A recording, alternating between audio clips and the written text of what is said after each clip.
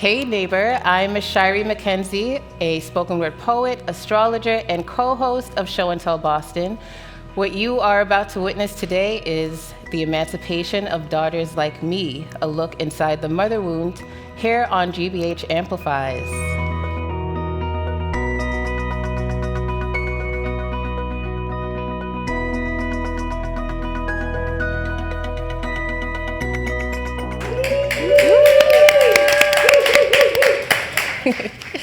I'm so excited to introduce my two panelists, special guests, Nashira Baril, Executive Director and founder of Neighborhood Birth Center, which, and Toy Burton, founder and Executive Director of DeeDee's Cry. Okay. So we'll be starting off the conversation with a poem that I wrote called Daughters Like Me. And it's about my experience with my own mother wound. So we can get into that. After 3 in the middle of a winter season. From what I was told, snow cascaded my arrival the day I landed on her chest. My mother had just given birth for the 4th time on the 4th day of the coldest month, but the first away from the island she calls home. A foreigner in the nucleus of a jungle, a radical move I'm not sure she meant to make. She says I was a painful birth.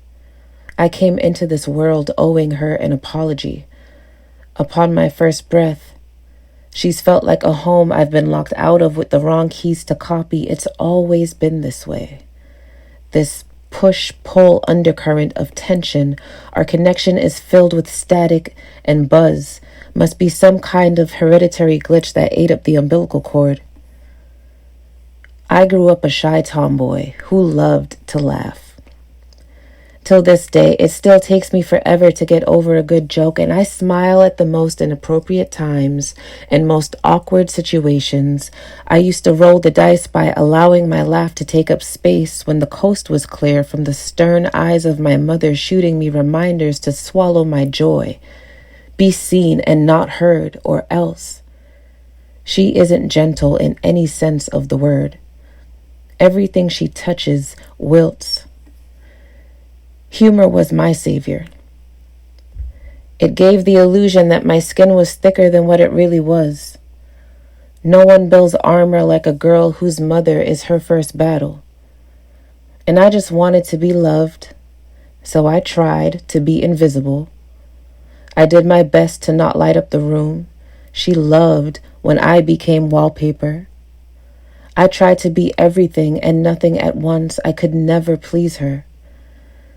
As soon as I left the nest, I took a lover who spoke her language, who couldn't understand what I meant when I said nothing. And I just wanted to be loved, so I tried to be invisible. But you can't heal what you hide, so I lit up rooms as an act of rebellion. I stopped resisting the urge to bite the hands that beat me. I grew wings and an unbitten tongue and accepted my undoing in order to be good soil for my daughters to plant their feet in, so they never doubt that they are worthy of the sun. And in the remothering of myself, I am a witness to the process of constantly becoming a woman I've never seen before but always needed. This is how I took my power back. Me and my homegirls tend to our mother wounds by laughing out loud and in defiance, because my inner child still needs a village to be seen and heard. They let me talk about my scars and they show me theirs too. They even pick up shovels to help me dig through the things my mother made me swear to take to the grave. This is where I learned how to receive love. And I wonder who taught her what love is. How is she able to reach my triggers even with the gaps in between us? I think she stashed chunks of herself behind dreams deferred out of survival and thought it would become tradition. She said I was a painful birth, as she twists her face at the thought. like she bore strange fruit that day, fruit that fell too far from the tree. I wish she could love me the way I've seen her love others. There's a pain so weighed down deep, I'm afraid it might outlive me and I won't ever get to the bottom of it. But I would rather live with the guilt of freeing myself than the regret of being a prisoner of my own suffering. There are more daughters like me with thick skin and bright smiles and scars who deserve to have the last laugh, who are trying to find some emancipation. My revolution will be televised. A radical move, I'm sure I'm meant to make. Thank you. That is called Daughters Like Me. And that video is basically the process of what it took to even write that poem. It was not easy. It took a lot out of me, and there's a lot more I wanted to say. But that's pretty much it. And can you relate to anything that I said in that poem? Yes, lots. I just want to appreciate the artistry and the vulnerability and truth that you brought to that. I had to ask for paper in the middle of Oh, thank you. Yeah, I feel so struck by the line, when you were born, like I owed her an apology. And it just feels so familiar for the trauma that we hear related to birth, the experience, unknowing your mother's birth experience, but that it was so painful for her that she looked at you that way, just feels resonant with what we hear from so many people, and especially Black women. Yeah, definitely. How about you, Toy? Well, for me, it brought up to me because I wasn't raised by my mother until I was 7. So it did bring up a lot of me. Yeah. Okay, well, thank you for that. I think it's important to establish and address what is a mother wound anyways. So I have it written down. A mother wound, it's the emotional patterns, pain, or trauma that stems from a challenging, neglectful, abusive, emotionally unavailable, or overly enmeshed relationship with one's mother or maternal figure. So even on the other side of neglect, that can still be a wound if she's overly protective or enmeshed. And there's different types of mother wounds. So I do want to talk about the different types of wounds. But to go back to the line that you mentioned about the painful birth that my mother had, the healthcare system. So I was not breastfed as a baby, and it had to do with the doctors took me away, and I think timing plays a factor in that. And when they took me away, by the time they gave me back to her, I just wouldn't take to the boob. And so I was never breastfed. Do you think that the healthcare system plays a part in the bond or intimacy between mother and child? Absolutely. Like my mother was incarcerated when I was born. So I was definitely taken away. And like I said, raised by my grandmother. Yeah. And just saw my mother periodically and didn't get to live with her until I was 7. So yeah, the bond was not there. Like, she was my mother, I knew she was my mother, I loved my mother, but it wasn't the same love that I had for my grandmother, who was there day after day. Yeah. Yeah. How about you, Nashira? Yeah, I think the cultural kind of broad systemic practices around childbirth in this country, given that we swung from community birth at a time at the turn of the century and before that for thousands of years that we birthed in community with midwives, and then we swung to a very hospitalized model in this country where 99% of babies are born in hospital now. That hospital system is based on a bedrock of capitalism and economics, and so it does not surprise me to hear the story of you being taken away and potentially given formula, Yeah. right?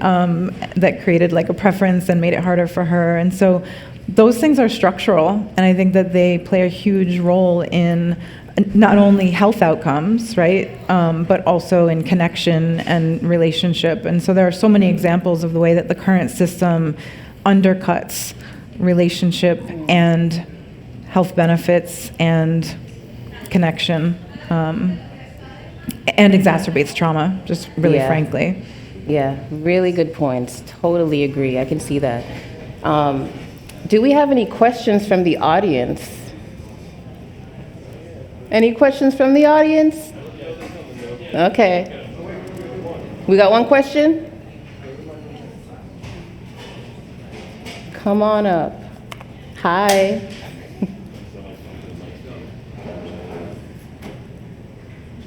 Hi. Hi.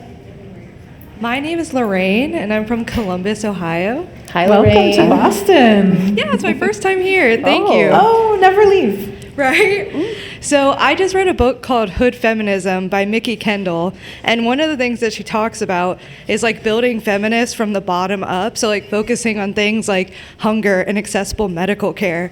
I really like your guys' discussion about like the medical industry and how it's relating to your mother wounds. So if you could go on just like, do you think that like the way that the medical industry, particularly in like maternity, affects these mother wounds that you've experienced? That's a great question. Would you guys have any answers to that? Well, so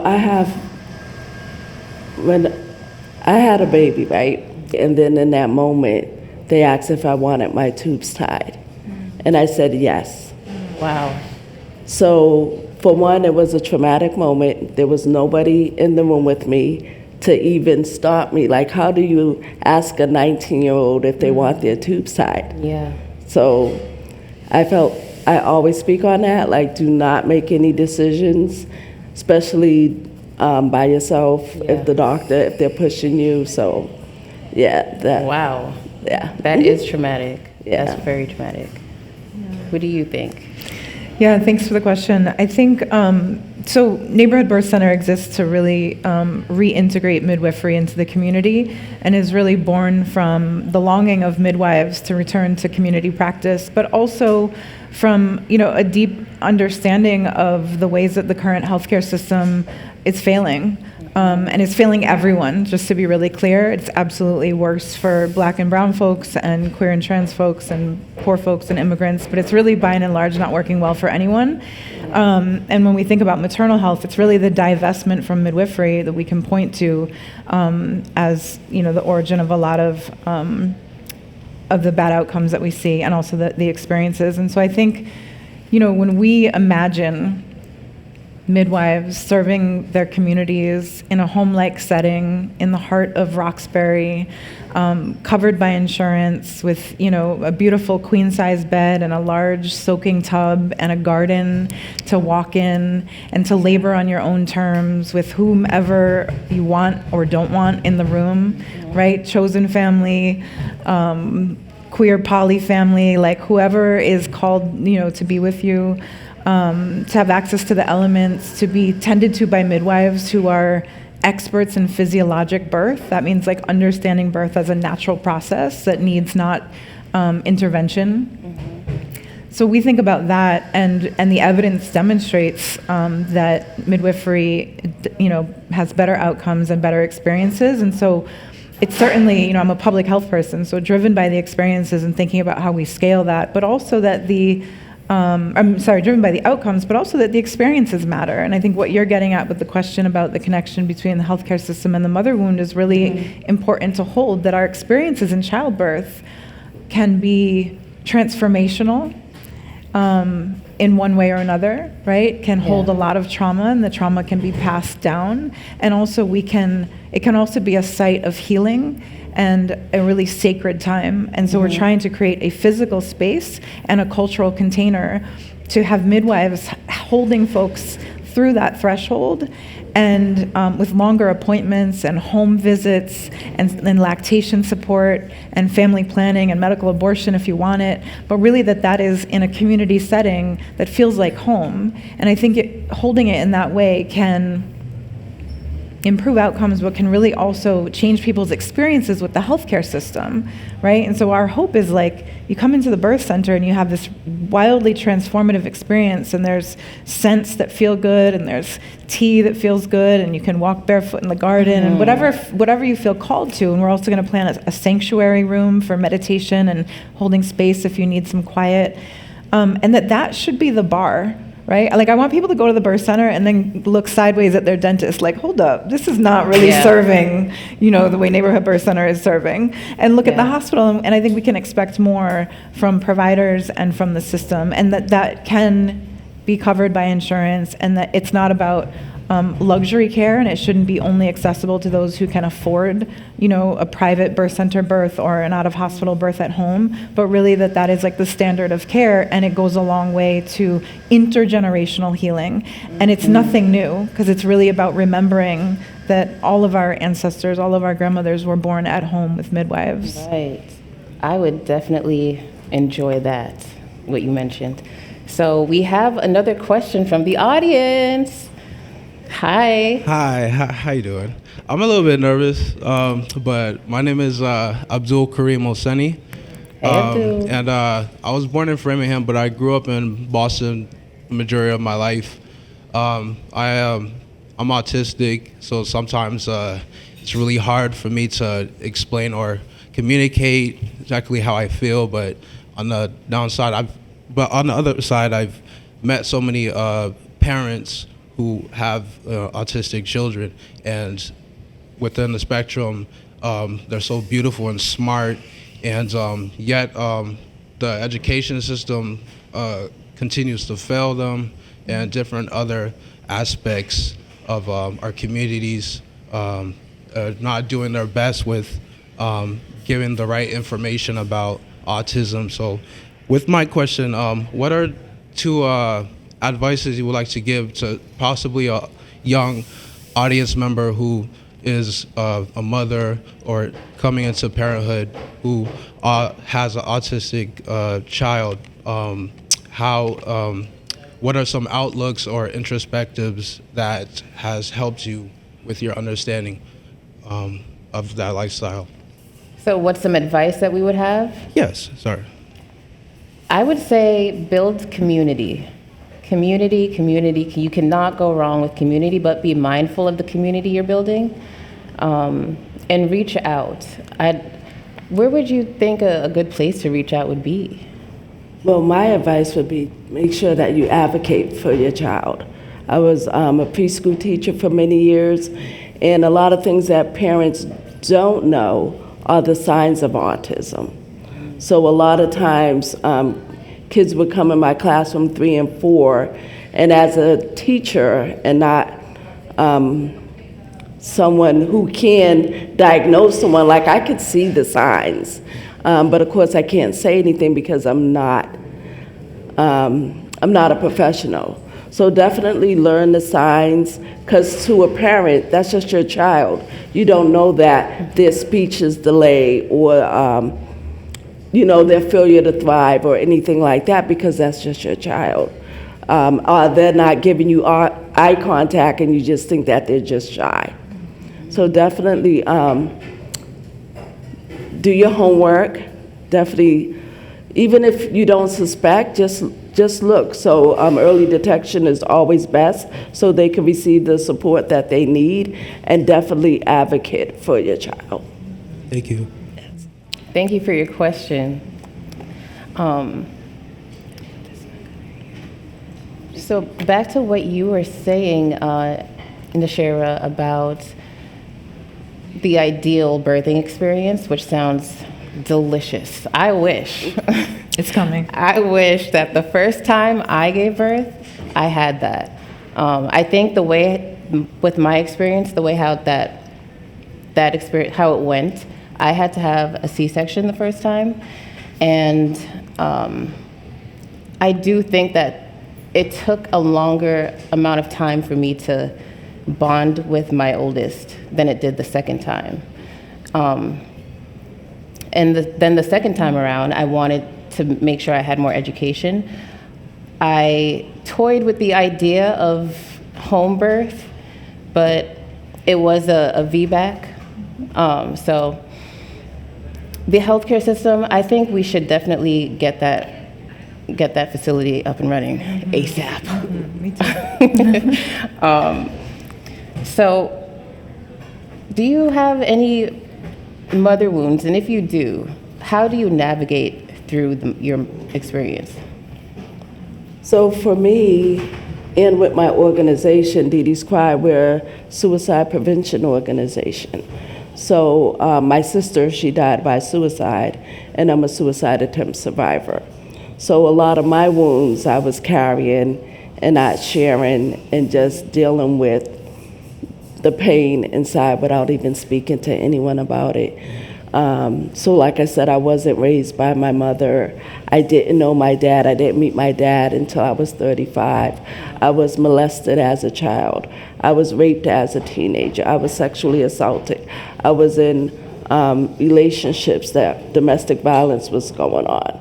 So by the time I was 25, I was just trying to end it all. And I didn't have anyone to talk to. So DeeDee's Cry, in our program, we have a program, a group called Healing Begins With Me. Because even then I was drinking, I was on drugs, I was self-medicating to try to deal with the pain. But I didn't get clean until I decided that I wanted to get clean. It wasn't like when my family wanted me to get clean or when my kids wanted me to get clean. It was something that I wanted to do, I had to do for myself. Mm-hmm. So we have that group, Healing Begins With Me, to help people look at their childhood traumas and to put them on a path of healing. Wow. Yeah. That's really deep and very relatable. I love what you do in the community because I think that based off of my own mother wounds, when I was a child, so maybe about 7 or 8 years old, I wrote in my diary that I wanted to end my life. And the reason for that was because of the relationship with my mom. And so one of my friends found my diary, showed her that, which is also traumatic, but showed her that. And I basically got in trouble for those feelings. But then when I was about 15, she got upset and said that she regret the day that she had me, which really affected my my desire to even just be here. And that's been something that has been a struggle for a long time. So I love that you bring that to the forefront. Do you have any experiences like a mother wound, I should say? And it doesn't have to directly be your mom. It could be your grandmother or your auntie or... Yeah, thank you both for sharing. Yeah, I mean, I certainly had a tough relationship with my mom in my teenage years and left home in high school. And when I think about tending to and healing the mother wound, therapy, like super important, continuing to process. And then also I think a lot about, I am now older than my mom was when I was a teenager, mm-hmm. right? So just kind of like thinking about that she was a young adult and the things that she was still learning. And I know now that, my frontal cortex was not all the way cooked when I was 16 and thought that I was grown. So I think just having that knowledge and reflection and thinking about how that channels into how I raise my kids, and both of them. I'm thinking about my daughter in particular, who's the eldest, but just thinking about like cycles and how we interrupt them and the ways that my mom, who grew up in poverty, that there were ways that I call like intergenerational poverty. Like I didn't grow up in poverty, but the things that she experienced that showed up in a sense of like scarcity and we don't have enough, and so there was like some of that stuff. And so I think just thinking about who she was and what she had and how that shaped who she is, and that like she did the best she could, and that we heal moving forward generationally, right? Definitely. Thank you so much. I do agree. So I have one more question. To lean on what you mentioned about healing and how the generational trauma of a mother wound can be passed down and into your relationship with your kids, I find that my mother wound personally affected my mothering, and it made me purposely break cycles, which is not easy. But how do you feel about, what are some ways that are healing in the mother wound and in remothering yourself, but also mothering your children? I'll pick up on what you said earlier in response to the question around community, like that there are so many ways to mother. And so having other elders in my life and watching them mother, and having friends who I watch mother, having other mothers, people who mother me. So really kind of like thinking about mother as a verb, and it's not just our biological lineage or like who raised us, but actually that there's, mothering as community, as an act of community, and that there's like a lot to be received from other mothers in my life who are my peers, but also elders. And I feel really informed by that and shaped by that. So I'm trying to like take from all of the mothers and folks in my life, and like I feel like an amalgamation of all the mothers, and even like those whose names I don't know, right, ancestrally, kind of just like thinking about how we move that forward. So community comes up for me. Yeah. How about you, Toy? Well, for me, if you had noticed my cell phone, it's a picture of me when I was 3, before my life just started life and whatever my life was doing. But it's to remind me like just how far that I've come. And I constantly speak to young me, because my kids. So I had my first daughter when I was 15 and my second daughter when I was 16. So my kids are in their 40s now. And I just try to be there for them now, because I wasn't. I was on drugs. I was suicidal. My mom ended up taking my kids, I think by the time, like I said, as a teenager, me and my mom was clashing, and I left home. And so she had my kids, and then eventually got custody of them. So it even though it was reversed, because I had my kids when I was younger and then lost them as they were older. And with my mom, she didn't have me when I was younger, but got me when I was older. It was still something generational, So I was glad that with my kids, they didn't do that. Like they had their children. So just being there for my daughters and my grandkids. Wow. Yeah. Wow, thank you for that. We do have a question from the audience. Hi. How y'all doing today? I'm Hello. Shaheem. I'm from Boston. I've been here basically my whole life. Coming in and out from Georgia, but mainly here. I had a question, how to think about it a little bit, when you was talking about not being breastfed growing up, right? And as a man, I recently been doing like research on like motherhood and stuff like that.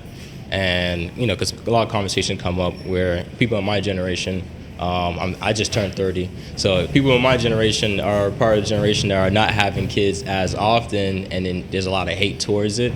But I learned that there's a lot of systematic things in place that stop women from like having more knowledge about motherhood.